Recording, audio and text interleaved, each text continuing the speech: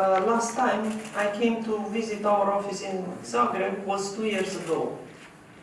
Today and yesterday I had meetings with the Prime Minister, the Minister of Justice, the State Secretary of the Ministry of Finance, the directors of the Tax and Customs Administrations, the Chief Director of Police and the State Attorney General.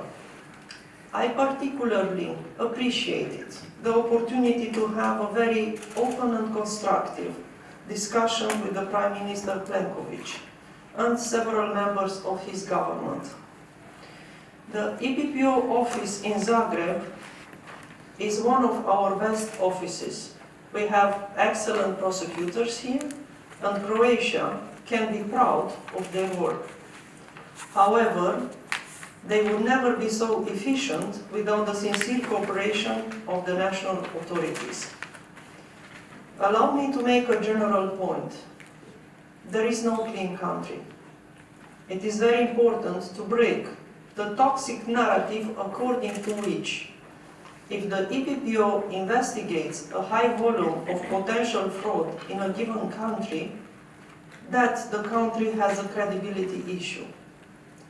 It is simply not true. The fact that the EPPO investigates a suspicion of fraud means that the system works. At least in Croatia, suspicions of fraud and corruptions are not swept under the carpet. The EPPO is in the Independent Prosecution Office of the European Union. When we have a suspicion, we must investigate. For us, everybody is equal in front of the law. However, there is a long way between the start of an investigation and a definitive conviction in court. We all have to respect the procedural steps, the fundamental rights of the people involved in the cases, especially the presumption of innocence. It is a cornerstone of the rule of law. This said, the fact that the system works doesn't mean that it already works perfectly. Together with the Croatian authorities, we have identified areas where cooperation can improve, and we agreed on the way forward. For example, a direct access to the key databases for our prosecutors is a matter of high priority. I appreciate the pragmatic spirit in which we discussed all the relevant issues and trust that the implementation of what we have agreed with the direct support of the Prime Minister will be swift. Finally, I am glad that the Croatian authorities fully appreciate the most important feature of the EPPO, its unique ability to fight transnational organized crime when involved in the EU fraud. Concretely, we need to improve the detection of VAT fraud and customs fraud, as well as the information flow between our office and all the relevant national authorities. This requires the establishment of specialized and dedicated investigators from police, tax and custom authorities in support of the most complex EPPO investigations. In particular, I want to thank Chief Director of Police Mr. Milena for his openness to further improve the existing system of cooperation, in particular to be able to deal with the increasing workload. In reality, what we see in EPPO's investigation is that the VAT fraud and customs fraud have been underestimated for way too long. This type of criminality is no longer a niche criminality.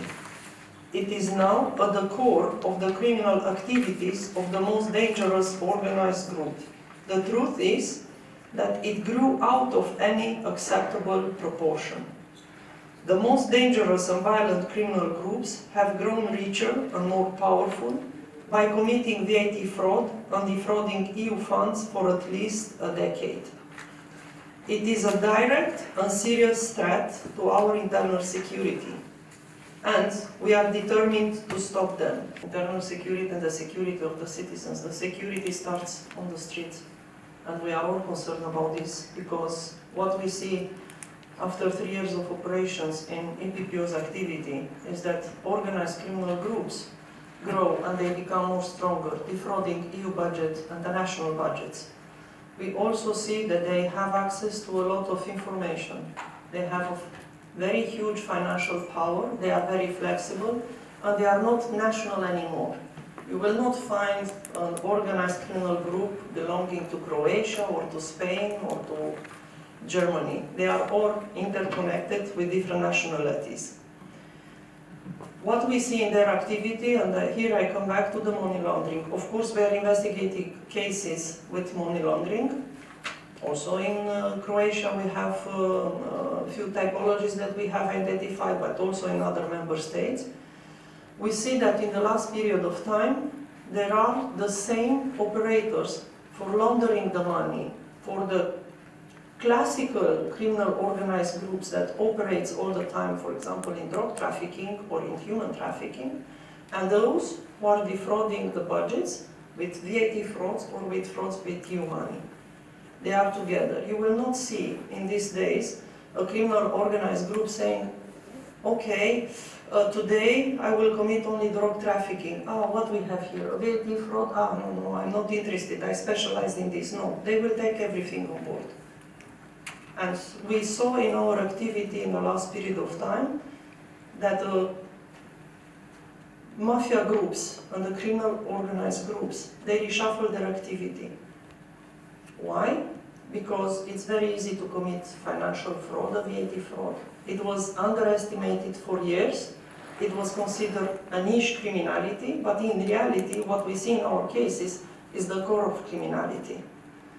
And of course, this is one of the main part of EPPO's activity, and we have to fight with a lot of courage and determination against them.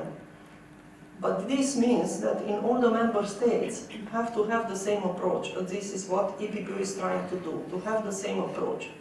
Unfortunately, there are still member states where the gap, for example, with VAT or the fraud with VAT is still tolerated. They anticipate. This year we will have a gap of VAT 10% or 15%, but 90% of that gap is fraud. And this is intolerable. So we saw these patterns in our activity, and this was one of the main topics that we have discussed here with all the authorities, explaining what we see in our activity, how they are the patterns that we identify, especially when it's about criminal organized groups and of course the money laundering. And it is good that we get now the top involvement in Croatia of the authorities in order to help us to have everything that we need to be more efficient and to protect better not only the EU budget but also the internal security of Europe.